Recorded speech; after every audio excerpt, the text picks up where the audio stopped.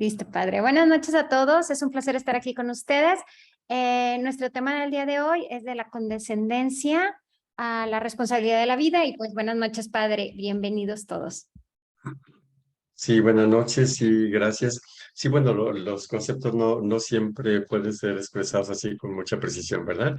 Sí, bueno, sería de la codependencia o dependencia, ¿sí? Es decir, soy dependiente de, a la responsabilidad de la propia vida.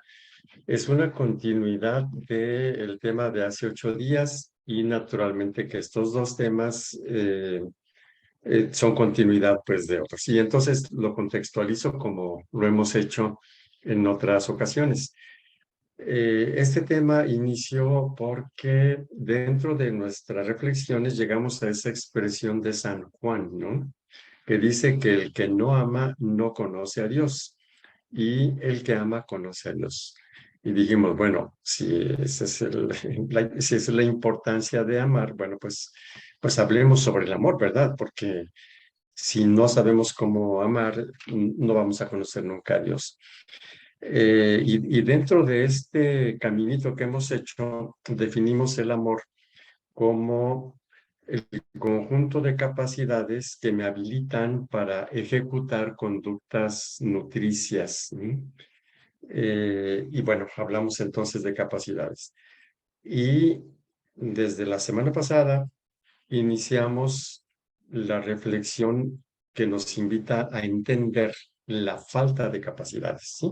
O sea, porque a partir de esa falta de capacidades vamos a seguir hablando, ya de hecho el día de hoy va a ser así, o sea, nuestra reflexión nos va a decir, pues, cuáles son las capacidades que tenemos que desarrollar. Pero todavía el día de hoy vamos a tratar de entender esa falta de capacidades, ¿no?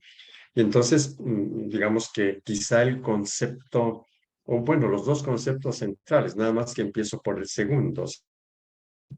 ¿Qué se necesita para que yo me responsabilice de mi propia vida? Equivale a decir de mis sentimientos, de mis pensamientos, naturalmente también de mis decisiones. Y tanto para encuadrar, ¿sí? Cada vez que nosotros creemos que estamos mal por culpa de otros, ¿sí? Entonces creemos que la responsabilidad de nuestra condición de incapacidad, de tristeza, de coraje, de enojo, es del otro, ¿verdad? Es decir, por culpa del otro, yo estoy como estoy, lo cual supondría que yo no tengo capacidad de dirigir mi vida, la dirige el otro, ¿verdad? Prácticamente. Por eso la palabra codependencia o dependencia. No las estamos usando en forma muy exacta, porque no es lo mismo dependencia que codependencia. Sin embargo, ambos conceptos se refieren al tema que vamos a tratar el día de hoy. Es decir, si yo soy dependiente o codependiente, de todas formas, yo no me puedo responsabilizar de mi propia vida. Quisiera pues aclarar la diferencia entre dependencia y codependencia. Dependencia es cuando una persona actúa dependiendo de otra, o sea, la otra la manda, la otra la condiciona a la persona, sí, entonces esta es dependiente y no puede tomar decisiones, no puede dejarla precisamente porque depende de la otra persona. En cambio, la codependencia es depender de la dependencia de otro. ¿Mm? Por ejemplo, un alcohólico es un dependiente, un fármaco dependiente, entre comillas, ¿no? O un adicto a las drogas, ¿no? Es un dependiente de las drogas. Y cuando una persona gira en torno al problema que es esta persona, ¿sí? Es dependiente del alcohol del alcohólico, aunque no tome alcohol, curiosamente, ¿sí? El que toma alcohol no sé, el marido o el hijo o quien sea, o el hermano es el que toma alcohol, es un dependiente del alcohol, y está la otra persona girando en torno a esto, lo trata de salvar y no sé cuántas cosas se agota, ¿sí? Y entonces este es dependiente de la dependencia del otro, es condependiente o codependiente. Simplemente hago esa distinción entre ambos conceptos. Para el efecto de nuestra reflexión del día de hoy, pues bueno, podemos usar ambos, ¿verdad? Entonces, el tema es de la codependencia o dependencia a la, vamos a decir así, no dependencia, que nunca es total, pero bueno, o dicho en positivo, porque no dependencia está dicho en negativo,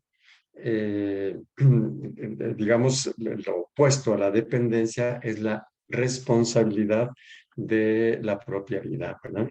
Y bueno, todo esto entonces, ya lo comentábamos al principio, está dentro del contexto del aprendizaje del amor y de la capacidad real de amar, ¿sí? En este sentido, a mí me parece que los aportes de Eric Fromm son muy útiles, ¿verdad?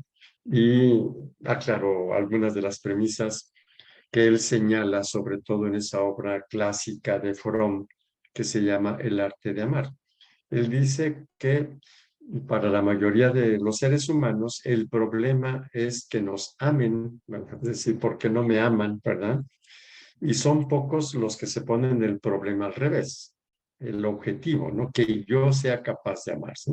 La primera cosa, y esto hace que la capacidad de amar no sea tan frecuente en la humanidad, no sea tan frecuente en la sociedad. Y la segunda cosa es que, dice Fromm, la mayoría de los seres humanos creemos que ya sabemos amar, ¿verdad? Nada más porque nos enamoramos o porque sentimos cariño por algunas personas, ya consideramos que somos capaces de amar. Entonces Fromm dice, bueno, pues tampoco esta segunda cosa es algo, digamos, sano o saludable, ¿verdad? Entonces esas dos premisas. Y luego dice, para entender el amor es preciso entender al ser humano, ¿sí? O sea, nosotros no vamos a entender lo que es el amor si no entendemos la naturaleza humana. Y entonces, de la naturaleza humana, pues hay muchas cosas que aprender y una de ellas es cómo llegamos al mundo. ¿Mm? ¿Cuál es la condición original que nosotros, todos los que estamos aquí, todos los seres humanos que tenemos vida ahorita, nacimos, vamos a decir así, de una manera completamente dependiente. Dependíamos del cuerpo de nuestra mamá. ¿Mm? Lo podemos decir así, sí, entonces, desde los primeros días de gestación, nosotros necesitamos nutrientes y necesitamos oxígeno. La pregunta es, bueno, mientras no se forme el estómago y el sistema digestivo, ¿cómo le hacemos para tener nutrientes? Porque sin nutrientes nos morimos. Y si no tenemos sistema respiratorio, o sea, no tenemos pulmones, todavía no se han hecho los pulmones, ¿cómo hacemos para obtener el oxígeno? Entonces, dicho de una manera muy sencilla, bueno, pues nosotros no tenemos pulmones, pero nuestra mamá sí tiene pulmones. No tenemos sistema digestivo, pero nuestra mamá sí los tiene, y así todo lo demás. ¿Sí? Por lo tanto, digamos, la primera condición de de nuestra existencia, vamos a decir así, es vivir, soy medio feo, pero vivir a costa de otra, que es nuestra mamá, ¿sí? Entonces, y esta condición va a ser así hasta que nosotros hayamos hecho todos los órganos vitales.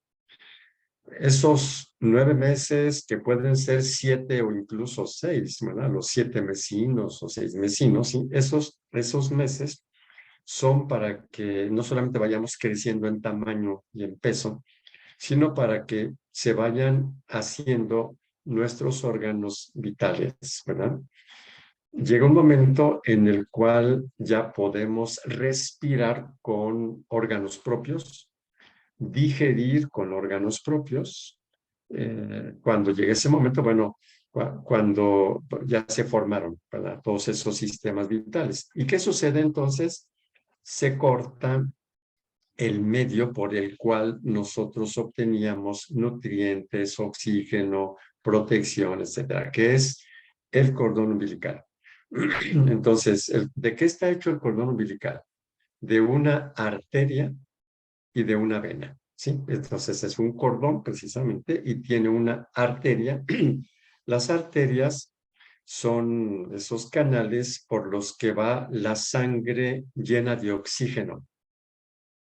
Y están llevando y nutrientes, oxígeno y nutrientes al organismo, o sea, son las arterias. Las venas son los canales que llevan ya la sangre contaminada, y, por ejemplo, de dióxido de carbono, y que van hacia los pulmones para ser expulsados cuando expiramos. O sea, primero aspiramos y luego expiramos, ¿verdad? Entonces hay un tipo de canales que son las arterias que llevan nutrientes, oxígeno y el otro. Entonces, ¿qué es el cordón umbilical? Pues es un cordón que tiene una arteria que va hacia el ser humano que todavía no está suficientemente desarrollado. Y de esa forma, la mamá le da los nutrientes y el oxígeno, y luego la vena, es una arteria y una vena que hace lo que hacen las venas, o sea, sacar del organismo todos los desechos de las células y cosas por el estilo, ¿sí? Entonces, a esto que estamos diciendo ahorita se le llama unión simbiótica o simbiosis. ¿De dónde viene la palabra simbiosis? Del griego. En griego, sim significa con y bios significa vida. Vida con otro viviente, ¿sí? Simbiosis. Entonces, digamos que la simbiosis es vivir conectado a otro ser viviente del cual se obtienen los recursos para vivir y que si se separa antes de tiempo se muere. O sea, digamos que al menos los primeros 5 meses de vida sería muy raro que un ser humano que nazca a los 5 meses de gestación y se corte el cordón umbilical pueda vivir. A lo mejor es posible, ¿verdad? Pero bueno, vamos a poner 5 primeros meses de vida. Nosotros no podemos vivir sin unión simbiótica.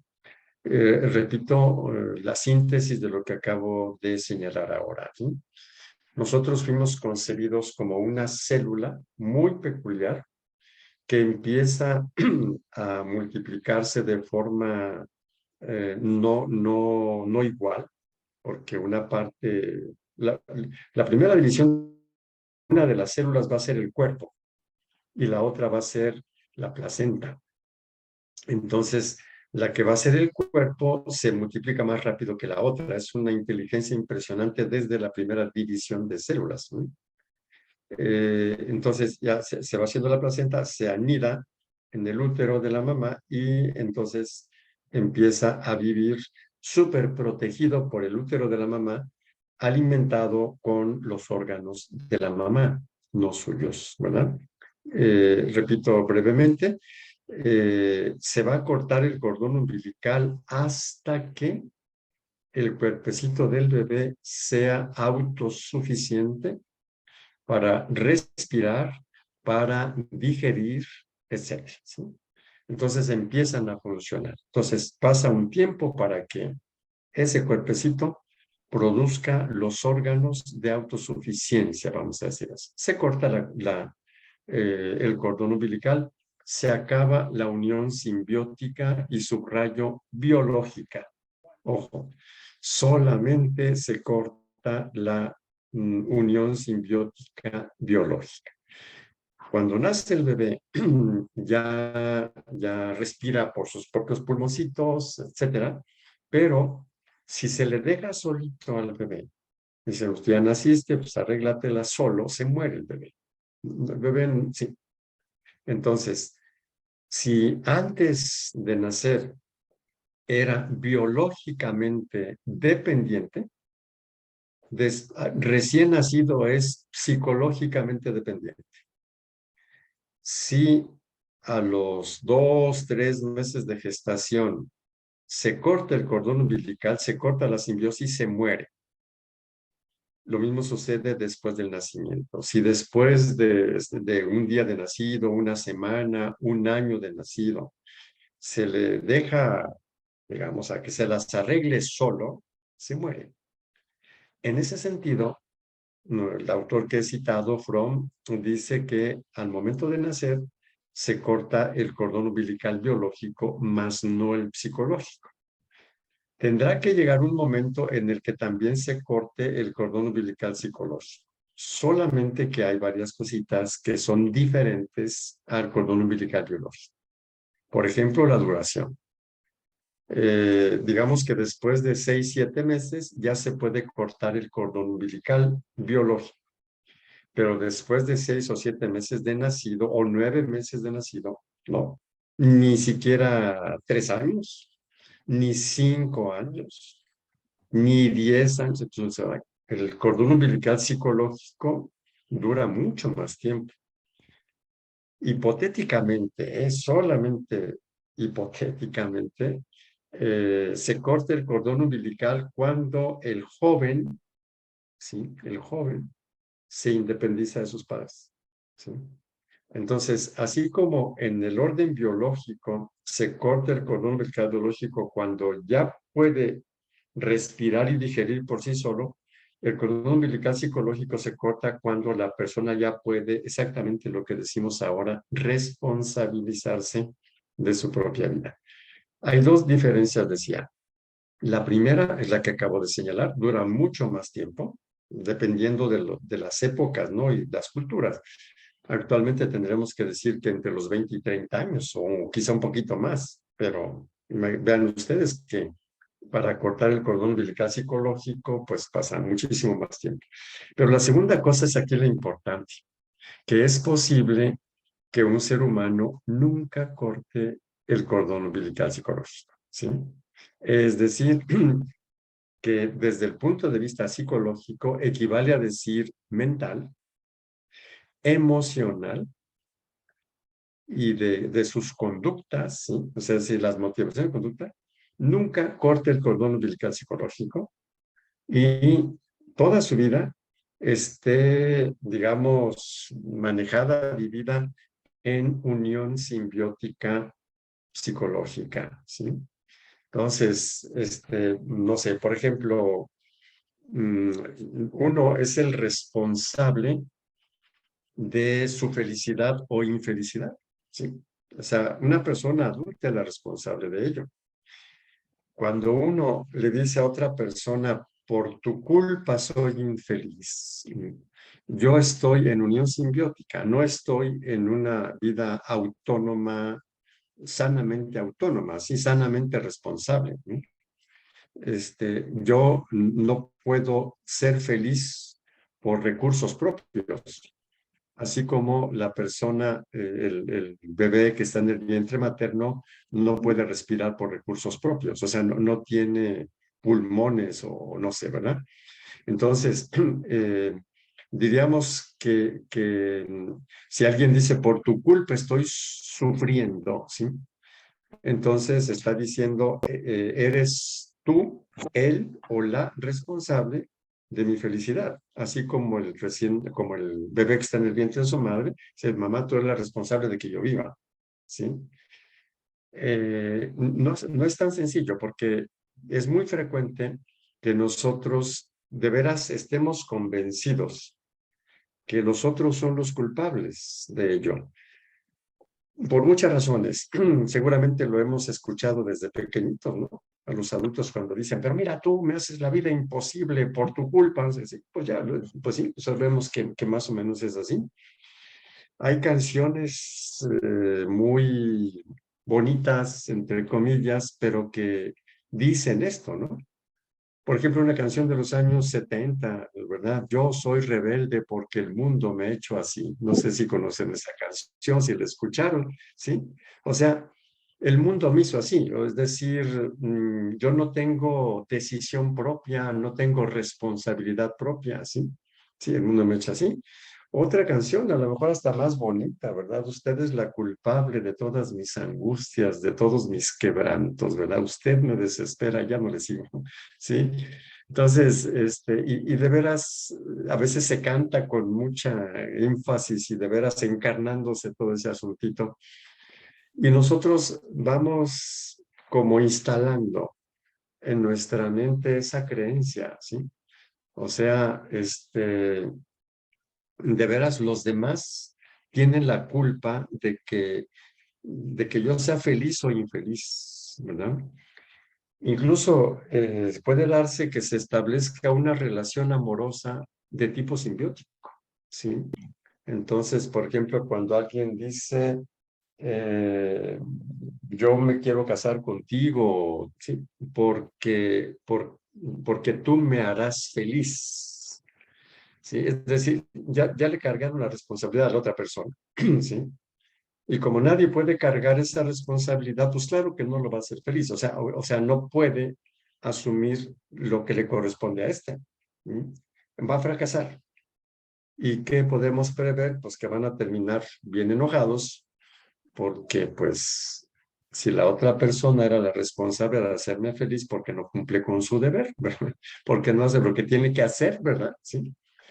Entonces, no sé si resulta claro que existen muchas señales, o sea, decir, sí, muchos eventos, muchas creencias, ¿no? Que de veras nos hacen que vivamos en unión simbiótica, en dependencia de otros o en codependencia, ¿no? Y esta es la primera partecita de nuestra reflexión. Yo espero que pueda ser clara.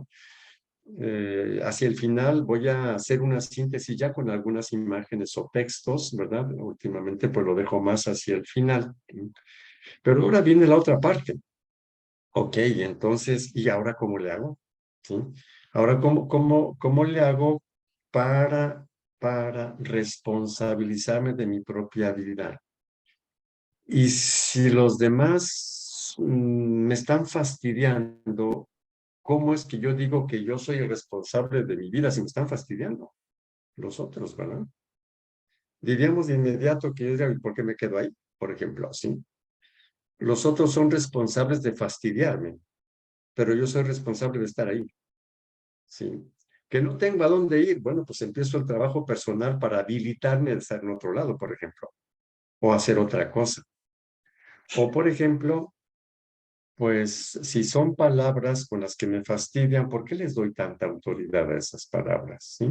O sea, yo soy el dueño de los significados, ¿sí? De las otras personas, ¿sí?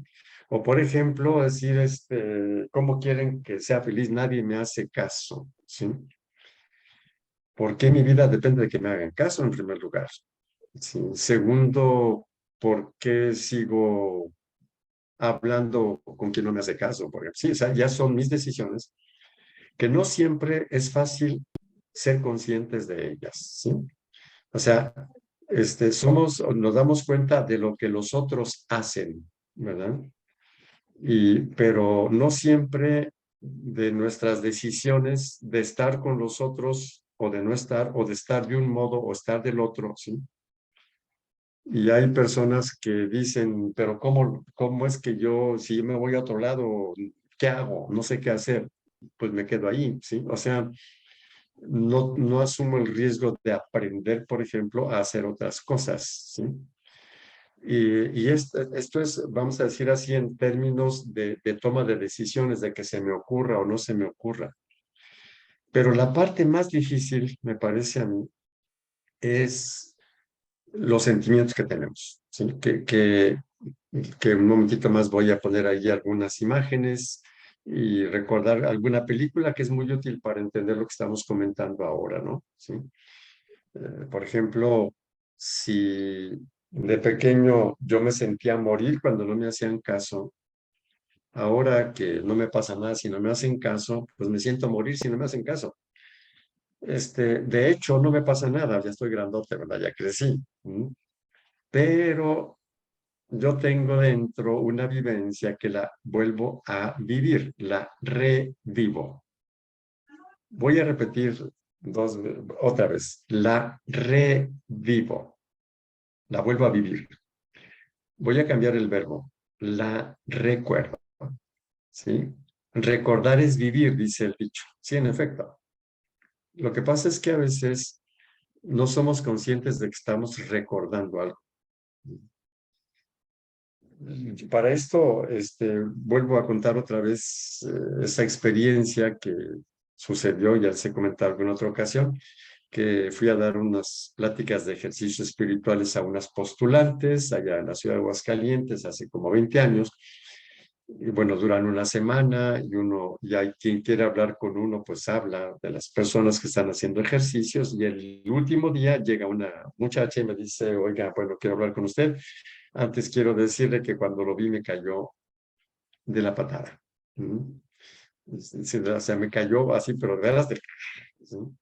Y dice, después entendí por qué. Bueno, pues porque tuve un tío que no sé qué hizo el tío con ella y los lentes que usted trae son iguales a los de mi tío en la parte central de los lentes. ¿Sí? Ahí, por ejemplo, la persona vio esa partecita y revivió, volvió a vivir la experiencia sumamente dolorosa y desagradable del tío. Revivió, volvió a vivir eso. En términos psicológicos, diríamos que recordó emocionalmente. Seguramente al principio no lo ubicó, o sea, no es que fue consciente que está recordando emocionalmente, simplemente le viene la vivencia otra vez. ¿Sí? Ya después, seguramente al irme escuchando y vio que distinto lo que sea, entonces va cambiando y se anima, pues después a hablar, después de 5 días, e incluso a tener la confianza de expresarme esto. Pero esto lo que quiero señalar es que eh, el grande reto de crecer, ¿sí? De ser responsables de la propia vida, va contra todo el vuelo y toda la carga emocional infantil en la que no éramos autónomos, o sea, no éramos responsables de nuestra vida. Ser responsables de la propia vida es algo nuevo, o sea, no nacimos así. O dicho de otro modo, está súper grabado en nuestro cerebro nuestra condición de dependencia, ¿sí? De no poder responder por nosotros mismos a los retos de la vida. Conforme vamos creciendo, se van desarrollando nuestras capacidades psicológicas, este recuerdo, esta vivencia de dependencia de lo dramático que es sentirnos solos de pequeñitos, lo terrible que es sentirse abandonado, por ejemplo, o culpable de algo, ¿sí? O el rechazo, ¿sí?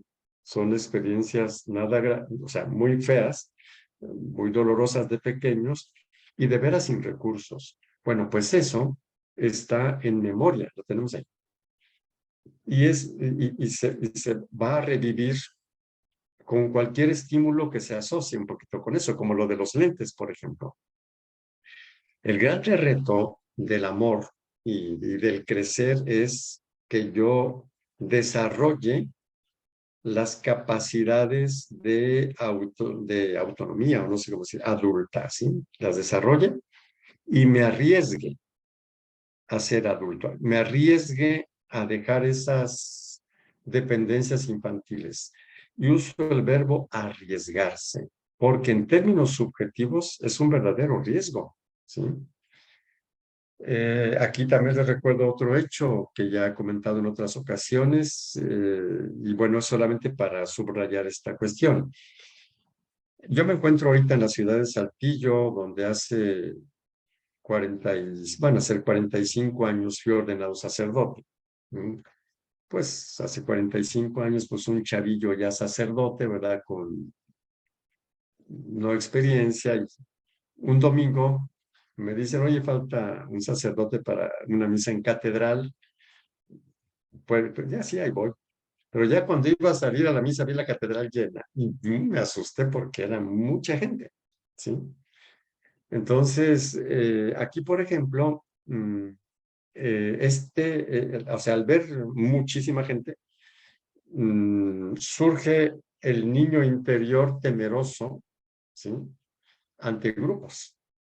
No sé si fue porque quizá en alguna ocasión me pasaron al frente en la escuela y no supe responder o cosas así, y los demás se burlan. Entonces, Es una experiencia de vergüenza tremenda. El grupo se convierte en un peligro soberano, el grupo.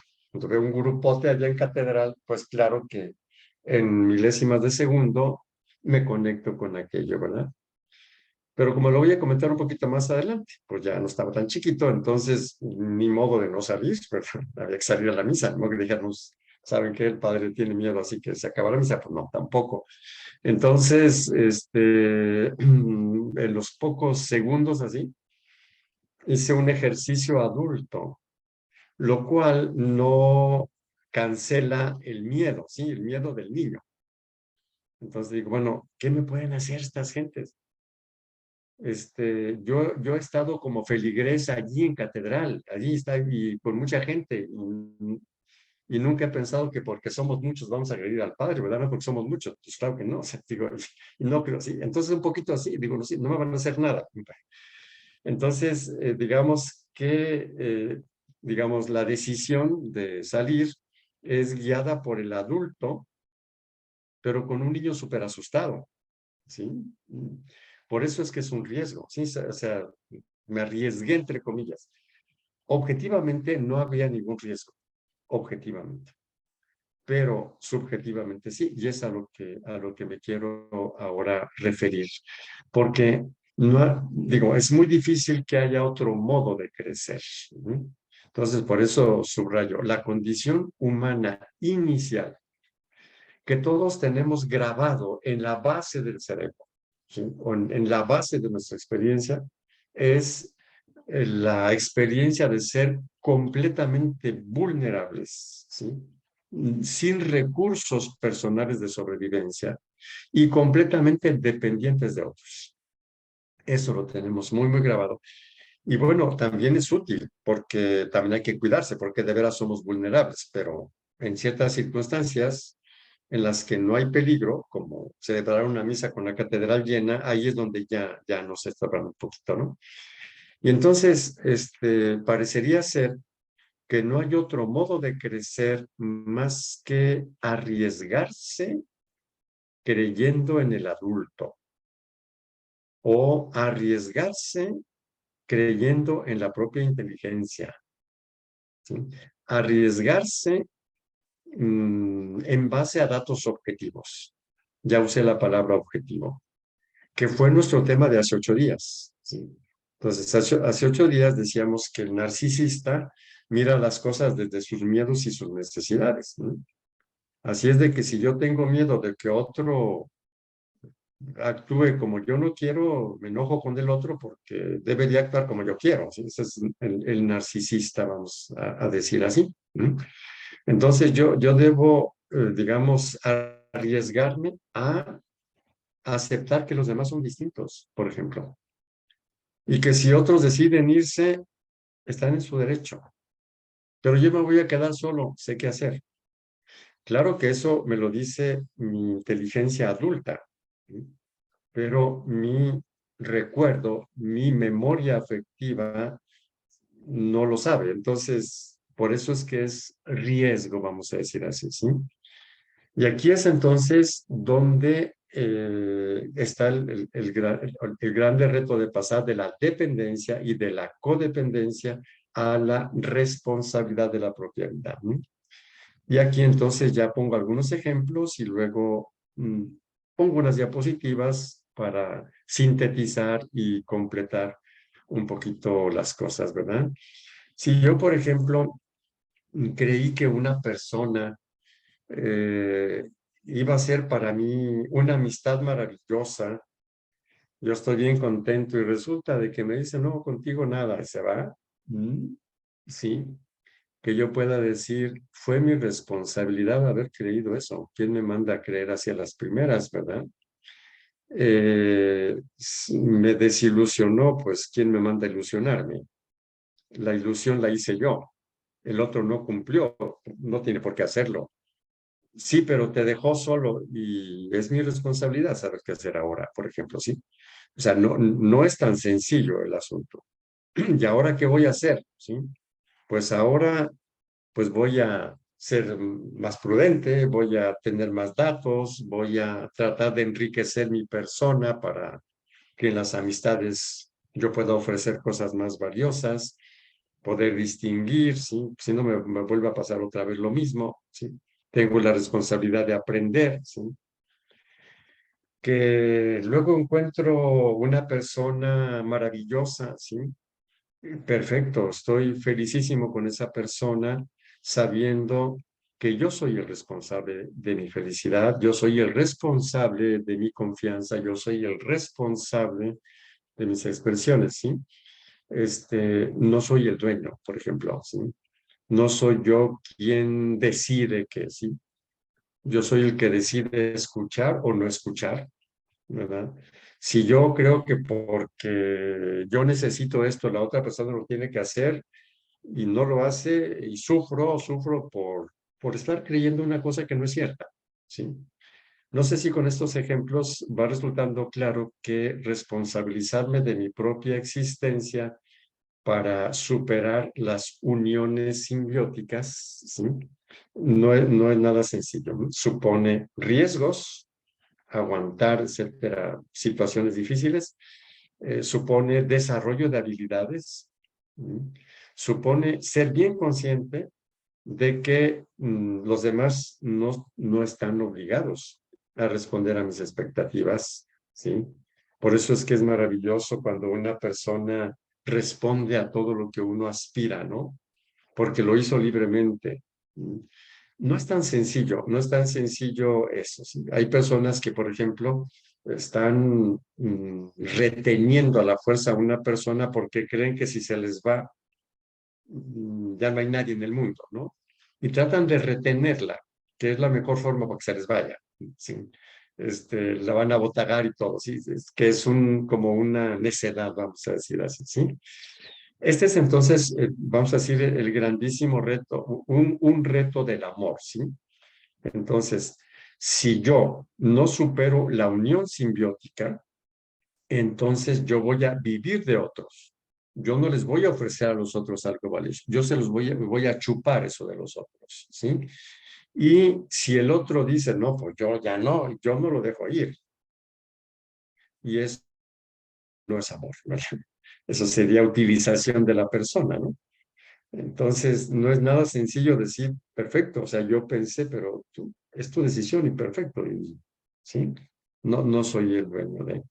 Si yo no hago esto, es porque no he adquirido las habilidades para responder por mi propia vida y por lo tanto, seguramente, no sería yo capaz de amar. Voy a hacer la síntesis de esto que ahora acabo de señalar con la presentación y después, bueno, ya después de esto concluyo y si hay intervenciones, pues serán bienvenidas, ¿verdad?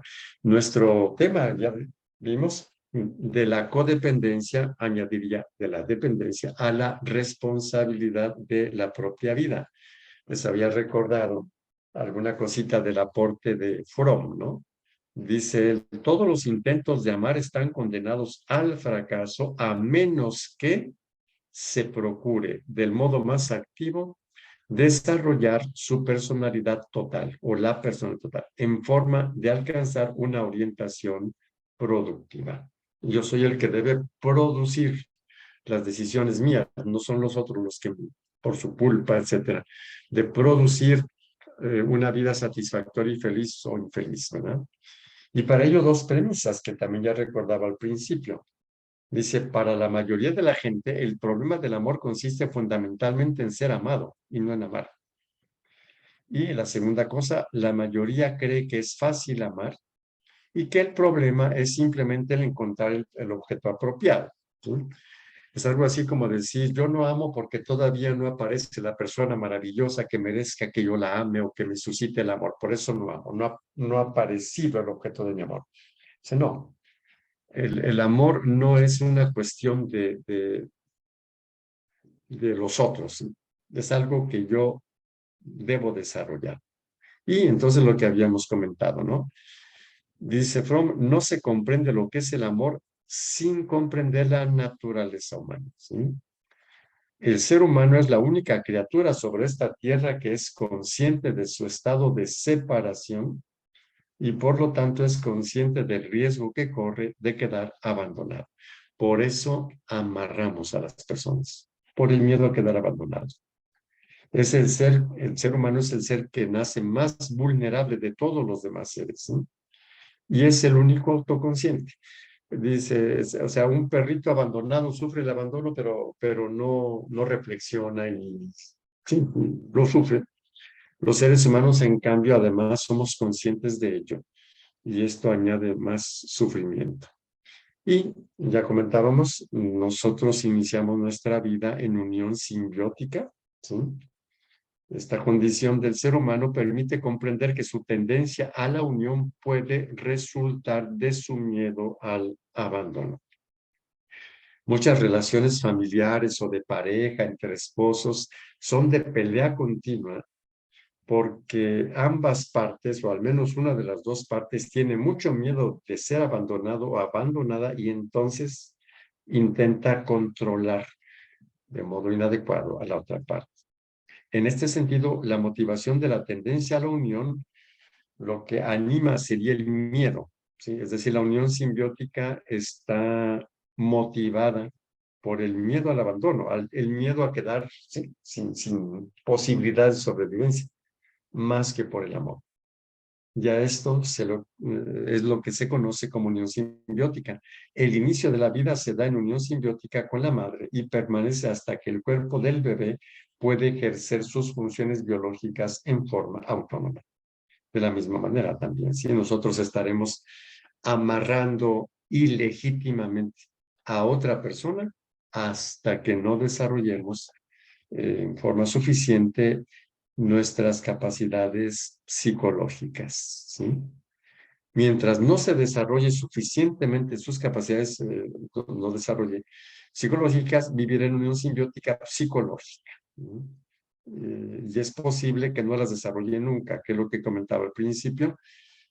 Si bien el cordón umbilical se corta cuando el crecimiento o el desarrollo biológico que es, digamos, automático, se corta el cordón umbilical, resulta que para cortar el cordón umbilical psicológico, el desarrollo no es automático. El ser humano debe elegirlo, debe arriesgarse.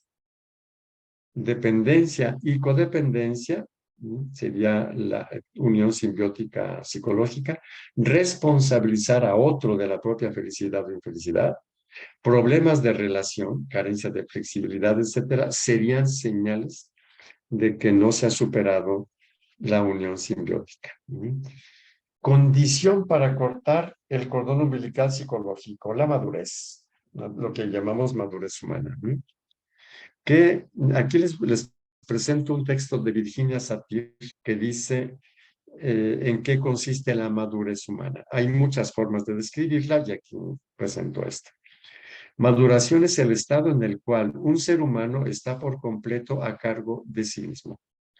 Una persona madura es alguien que al llegar a su mayoría de edad puede elegir y decidir basada en percepciones correctas acerca de sí misma, acerca de los otros y acerca del contexto en el que se encuentra. Es una persona que reconoce que dichas elecciones y decisiones son suyas, no de los otros. Y es alguien que acepta la responsabilidad del resultado de dichas elecciones y decisiones. Y del lado derecho he puesto, digamos, lo importante, ¿sí? Entonces, si yo no estoy a cargo de mí mismo, todavía no he cortado el cordón umbilical psicológico, al menos no lo he cortado suficientemente, ¿sí? Si hago malas decisiones porque percibo mal, mi responsabilidad es corregir mi percepción de las cosas. La percepción de mí mismo, por ejemplo, la percepción de los otros, del contexto. Si, por ejemplo, yo me siento de vivir solo, yo tengo una mala percepción de mí mismo. Muy explicable, ya lo dijimos, porque en nosotros está esa condición infantil bien grabada. Reconoce que sus decisiones son suyas, ¿sí? no son de los otros, y acepta la responsabilidad de las consecuencias. Y he hablado en varias ocasiones de las desilusiones. En lo personal, claro, como todos los seres humanos he tenido desilusiones. Uno de los puntos o de los pasos importantes como experiencia personal fue cuando en una grandísima desilusión caí en la cuenta de que esa desilusión tenía como origen mi ilusión, no lo que el otro hizo. Porque si yo no me hubiese ilusionado, no me habría desilusionado. Porque la primera condición para desilusionarse es exactamente haberse ilusionado. No quiere decir esto que no nos ilusionemos.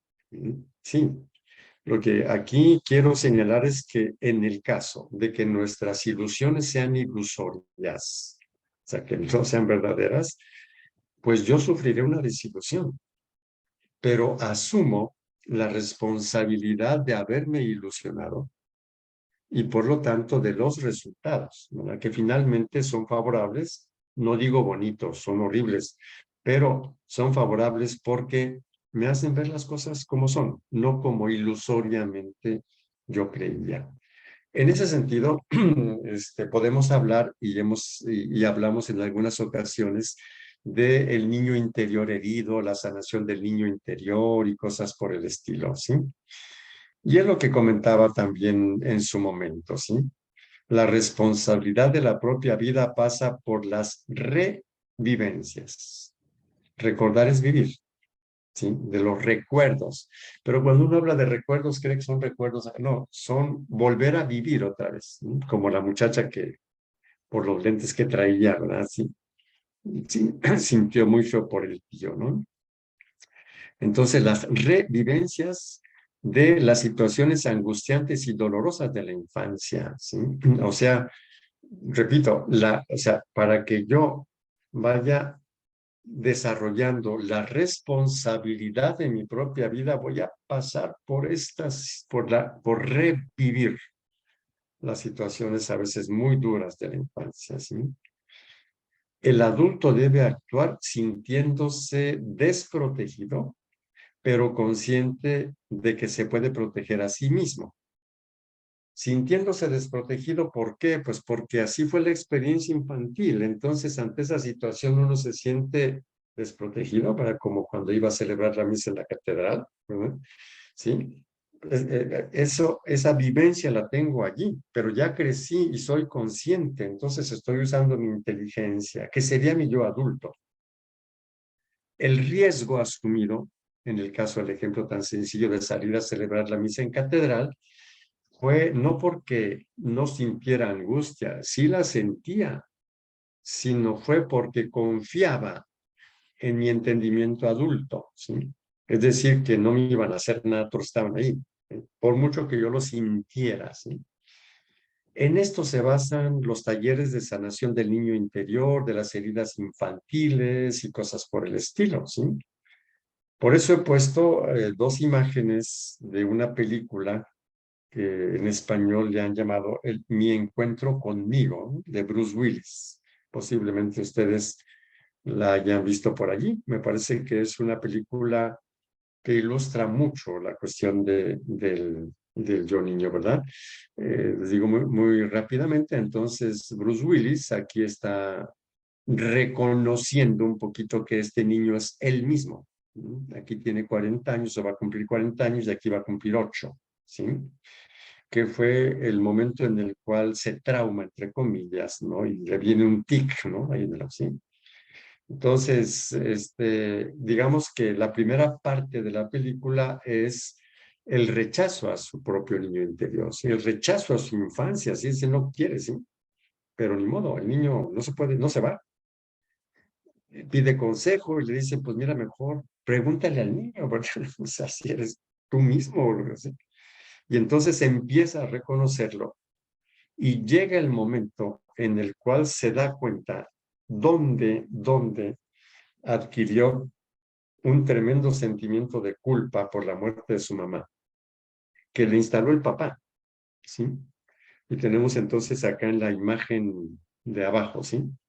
cuando él ve esa escena, ve al niño y después lo abraza, que es el mismo, y le explica, ¿verdad? El papá estaba bien enojado con el niño por una cosita que pasó en la escuela y le dice, por tu culpa se va a morir tu madre. El chiquito se queda empieza con el tic. Y bueno, como ya están dialogando el adulto y el niño, que es la misma persona, regresa y le dice, le pregunta el niño al adulto, ¿sí? ¿Se va a morir por mi culpa? Y el adulto lo abraza y le dice, no, eso te lo dijo papá, porque no sabe qué hacer cuando muera mamá. No sabe qué hacer contigo, ¿sí? Por eso lo dijo. Y es el abrazo y viene la sanación, pues, de todos esos 40 años en los que desarrolla una personalidad muy capaz, pero también, pues, de una pobre condición humana, ¿no? Me parece que es una película que puede ilustrar mucho eso si conocemos un poquito el sentido, ¿verdad? Entonces, digamos que no es sencillo, o sea, la película lo dice muy claramente, o sea, como uno rechaza eso, eh, hay que empezar a reconocerlo, a reconciliarse, a preguntarle y a explicarle al niño interior. Esto es dicho en figuras, ¿no? De talleres y eso. En términos ya un poquito con menos figuras, ¿no? Que yo adulto me estoy explicando por qué me pasó lo que me pasó, lo voy asimilando, entendiendo, ¿sí? ¿Sí? Ese sería, digamos así, esa reconciliación. Y como pongo acá del lado derecho, ¿sí? La persona para hacer esto debe sentir el riesgo de hacerle caso a su inteligencia.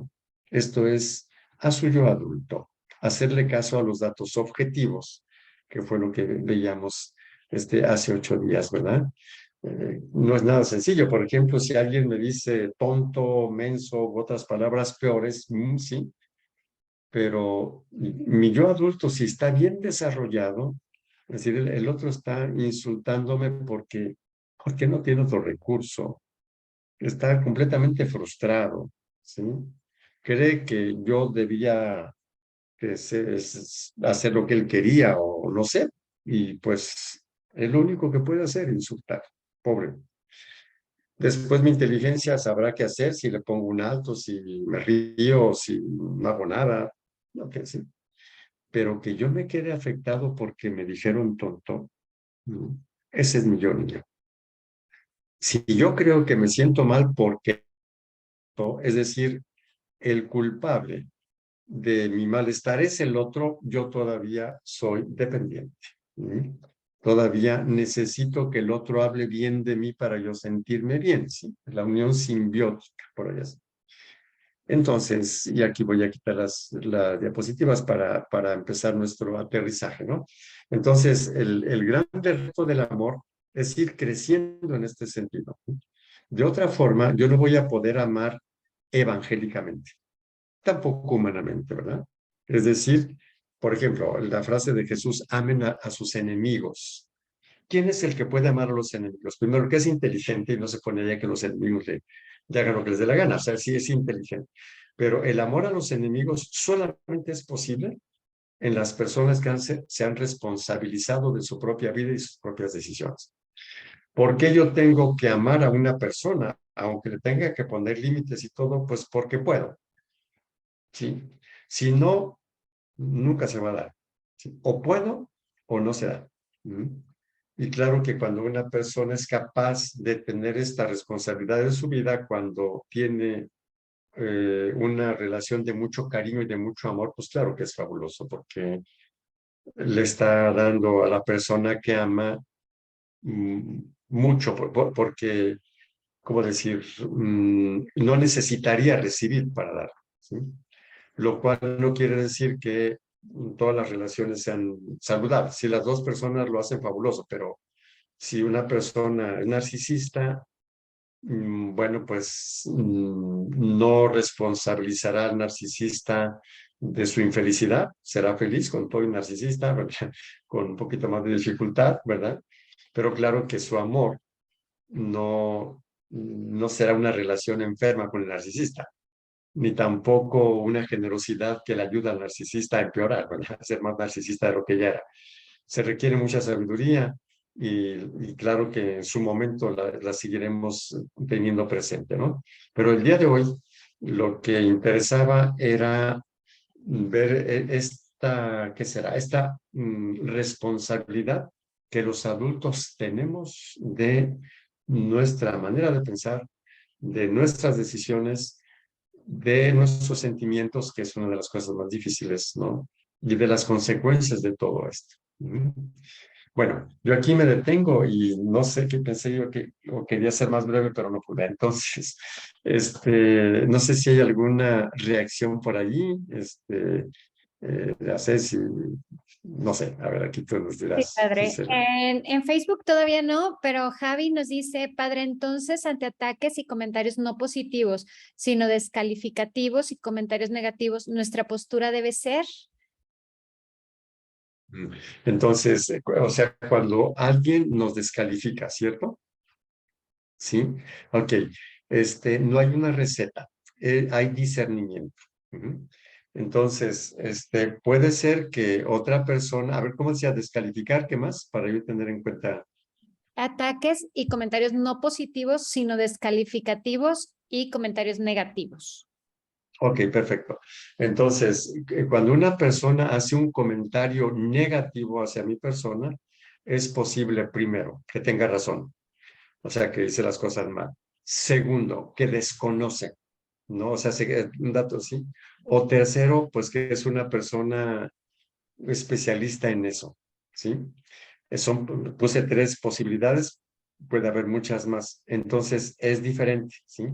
Entonces, por ejemplo, una persona que me descalifica porque desconoce entonces ahí, por ejemplo, yo debería tener, bueno, conviene que tenga la habilidad para preguntarle a ver en dónde hice mal las cosas. Sí, sí. Ah, mira, fíjate que en esto y la otra. Ah, perdón, disculpa, sí. Entonces es una persona que me descalificó sin ser una persona enferma, sino porque desconoció y cuando yo se lo expliqué, lo cambió, ¿sí? Esa es una cosa, es muy distinto a alguien que descalifica sistemáticamente. Ahora, si es alguien que descalifica sistemáticamente y ya conozco a la persona, entonces es una cosa. Si todavía no la conozco, tengo que proceder por ensayo y error. Si ya conozco a la persona, no le doy relevancia a la descalificación. ¿Por qué? Porque si quiero explicarle, ¿verdad? Le doy más material para nuevas descalificaciones, ¿sí? Que es lo que se conoce como personas tóxicas. Y lo hemos comentado en algún otro momento. Por ejemplo, hay personas quejumbrosas, ¿no? Se quejan de todo, ¿verdad? Y si uno les quiere explicar para que no se quejen, lo que les explicamos hace nuevas quejas, ¿sí? Entonces, si es una persona así, yo ya sé que tratar de aclararle o decirle si me dice, haces todo mal, y yo le respondo, el que lo hace mal eres tú. No creo que diga, tienes razón, ¿verdad? Fácil. Entonces, yo ya sé que si le hago caso, pues voy a parecerme a él. Pues, o sea, ya somos dos, ¿no? Entonces una persona libre, ¿sí? Entonces, diría que no hay una receta, sino hay discernimiento, ¿sí?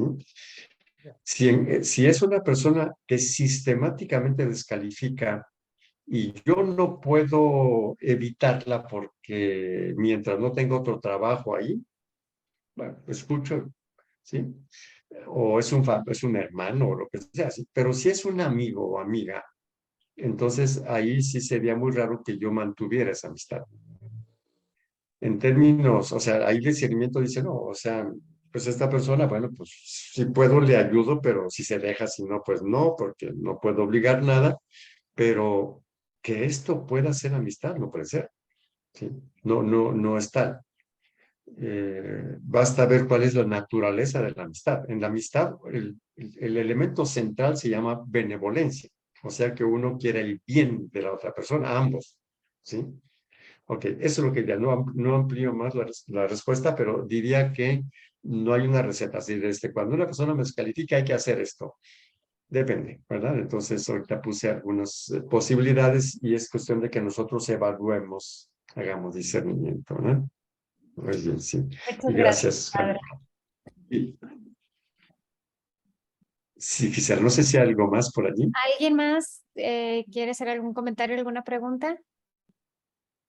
Si no, Sí, había aquí en el chat, perdón, había una pregunta, déjenme ver si, digamos que fue hecha anteriormente, y aquí tendría que ver así rápidamente en dónde llegó, y si la veo rápidamente, si no, sí, aquí entonces lo esperamos. seguimos, sí, aquí, sí, y leo. Entonces, se quisiera preguntar si existe en todo ser humano el sentido así, de supervivencia, las posibles causas por las cuales se puede perder el sentido de supervivencia y cómo recuperarlo. Si se pudiera considerar en la próxima conferencia, exactamente en la de ahora, ¿verdad? Porque escuchando lo del narcisismo y el canibalismo emocional, sí, lo que decía Fromm, ¿no? Que el narcisismo es una forma refinada De Cani. de canibalismo, ¿sí? Está la otra, la contraparte, o sea, la parte que permite que el caníbal se lo coma, ¿verdad? Es decir, que la otra persona se la esté acabando. Entonces, la pregunta, tengo entendido, si la entendí bien, es el hecho de decir, a ver, si yo hablé de que nosotros tendemos a la supervivencia, ¿por qué la persona que se la está acabando, un narcisista, no lucha por su supervivencia? ¿Verdad? Sí, esa es más o menos la pregunta. ¿Dónde quedó esa lucha o cómo recuperar esa lucha? Y tiene mucho que ver con el tema que hemos comentado ahora y pongo una imagen que he puesto en alguna otra ocasión. Vamos a suponer que voy en una embarcación chiquita, medio frágil, no sé nadar, ¿sí? Viene un choque, no sé qué, con un tronco, se deshace la barquita donde voy, no sé nadar y agarro un tronco, el primero que encuentro, ¿verdad? Si lo suelto me ahogo y ese tronco tiene picos, clavos y todo que me están hiriendo y todo el asunto. Suelto el tronco para que no me hiera, pues no lo suelto, ¿verdad? Entonces, aunque me esté hiriendo. Entonces, uno diría, a ver, si algo te está hiriendo, pues ¿por qué no lo sueltas? Entonces diría, a ver, sí, si yo sé nadar, lo suelto, pero si no sé nadar, no lo suelto. Entonces, no es que a la persona se le acabe el sentido de supervivencia, sino que la única manera que tiene de sobrevivir es pegada al tronco, ¿sí? Entonces, es como una, no sé cómo decir, una ilusión óptica, ¿no? Pensar que la persona no quiere vivir porque permite que el narcisista se la esté acabando, ¿sí?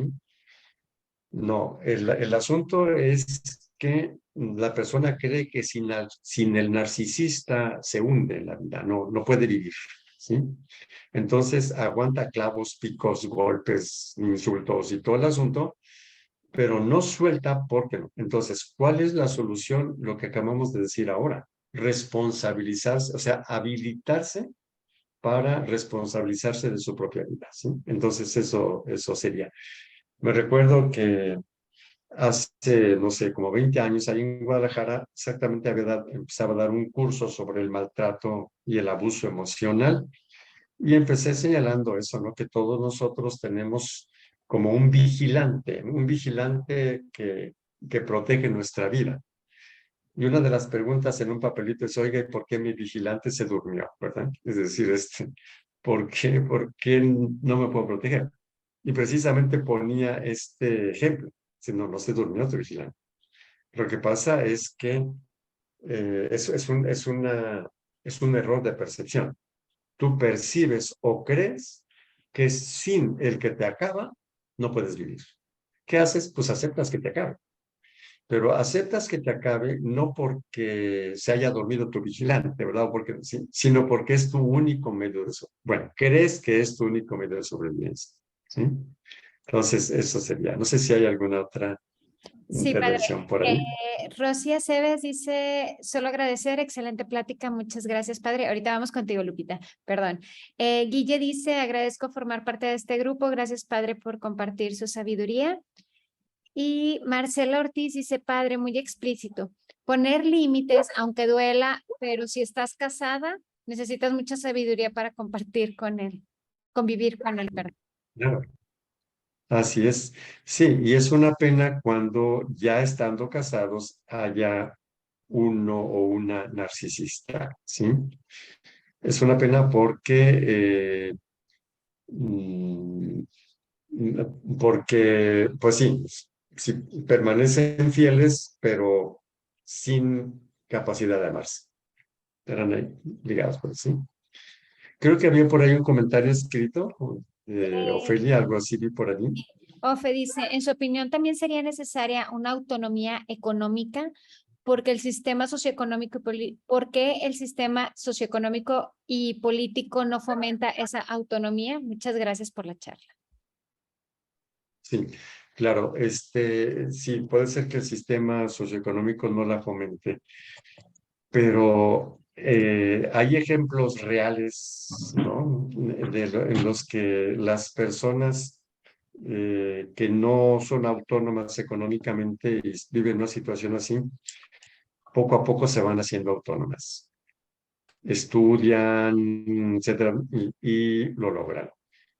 Hay muchos ejemplos. Yo tengo ahorita en mente uno de una señora que, bueno, murió hace unos 2 años, pero fue impresionante su autonomía. Ella se casó a los 16 años de edad para salir de su casa, que era también un problemón, y se casa con un profesionista, un ingeniero, y ella con 16 años y él con 25, 26 por ahí así, pero bueno, una persona muy problemática.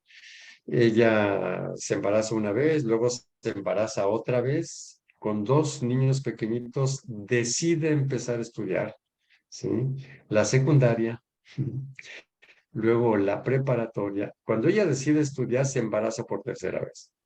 Y posiblemente el esposo fue o ella se autosaboteó un poquito, lo que ustedes gusten, pero se pone de acuerdo con otra hermana suya que también tiene un bebé y se pusieron de acuerdo para cuidar de sí y empezó a estudiar, terminó la secundaria, terminó el bachillerato, se metió a la facultad de medicina, terminó la carrera de medicina, ¿sí?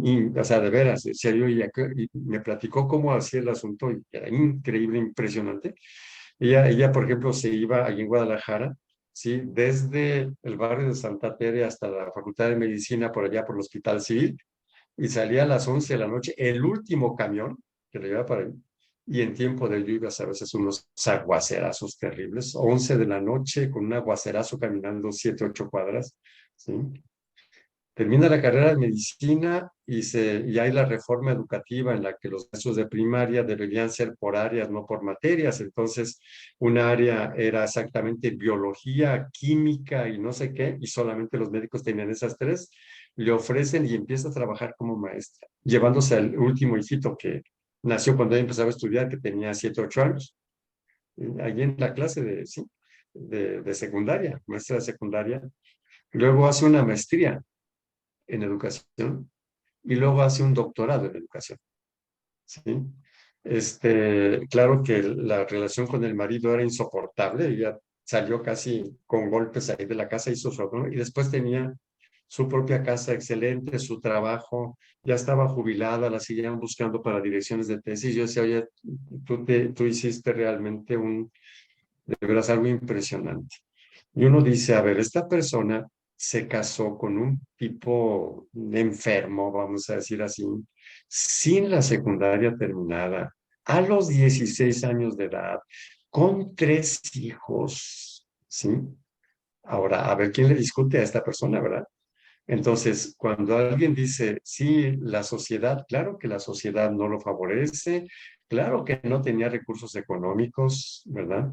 Pero una de las cosas más retadoras a mi modo de ver para lograr esta responsabilidad de la propia vida es que si yo me puse en manos de un narcisista o un maltratador sin recursos, a cualquiera le pasa, nadie me impide empezar a desarrollar recursos, ¿sí? Este es, me parece a mí, el grandísimo reto. No son muchas personas, pero las que hay nos dicen que sí se puede, se requiere tiempo, se requiere mucha voluntad, ¿verdad? Pero posible lo es, a pesar de que el sistema no favorezca mucho y cosas así, ¿verdad? Muy bien. Gracias, padre.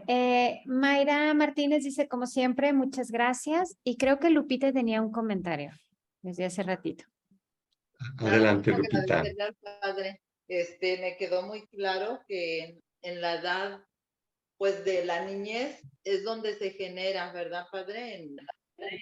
Pero en la vida adulta yo tengo que responsabilizarme de mis conductas y no estar echando la culpa a otras personas. Entonces, me quedó muy claro ese ejemplo, padre. Muchas gracias.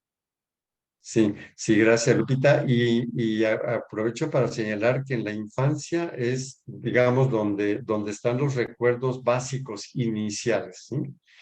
Pero en cualquier edad nosotros también podemos tener una situación traumática, ¿verdad? En cualquier edad. El famoso estrés postraumático y cosas por el estilo, ¿sí? Nada más añadiría un poquito a eso. Pero así como también en la vida adulta podemos tener experiencias negativas, en la vida adulta podemos tener experiencias positivas y ya elegidas por nosotros, ¿sí? Y eso es entonces también lo más importante. Gracias, Lupita, por el comentario. Y Muy otro bien, aprendizaje, pues, padre, perdón, otro gracias. aprendizaje, No, que gracias, gracias. a la hora que yo fui haciendo mi proceso, pude ver con más compasión también a la otra persona. Cuando yo me fui descubriendo pues a lo mejor mis defectos, lo que sea, pude ver con más compasión también a la otra persona, ¿verdad? Así es, muy bien, qué bueno, sí. Sí, gracias. Muy bien, Lupita, gracias. Muy Gracias, bien. Lupita. Mayra Martínez dice, muy ilustrativo e interesante el tema. Creo que ya no tenemos comentarios, padre, a menos de que alguien más aquí Perfecto. comentario. Sí, sí. No, y pues muchas gracias, ya con todo el tiempo que hemos implicado por aquí, ¿verdad? Y entonces, pues bueno, ya Dios mediante nos vemos en 8 días y continuamos con este tema, ¿verdad? Lo que serían las exigencias del camino hacia el amor o las exigencias del crecimiento en la capacidad de amar, porque nuestro conocimiento de Dios depende mucho de eso, ¿verdad? Pues muchas gracias a todos, todas, y nos vemos Dios mediante en 8 días, ¿verdad? Si Dios quiere, Sí. muchas gracias a todos. Y sí les avisamos, el día, lo más seguro es que sea sábado en la noche, pero como quiera, los mantenemos informados en nuestra página o con el padre. Muchísimas gracias a todos. Bueno, Gracias. gracias, gracias, Buenas noches. Gracias. gracias. Buenas Gracias, noches. padre. Gracias, A buenas noches. ustedes, gracias, a ustedes, Gracias, gracias. padre. Pero se extraña Gracias. mucho, padre. ¿Cómo? Se le extraña mucho, padre, en Guadalajara. Gracias. Y- Gracias, igualmente, A ver cuándo gracias, muy viene, amable. padre. Gracias. Pero Pues, bendito a ver, Zoom, aquí lo tenemos. Exacto. bueno, por fortuna. Muchas gracias, gracias. Bueno, Gracias. Fortuna, Muy bien. gracias. Buenas noches. Bye. Gracias, buenas noches. Gracias. Bye.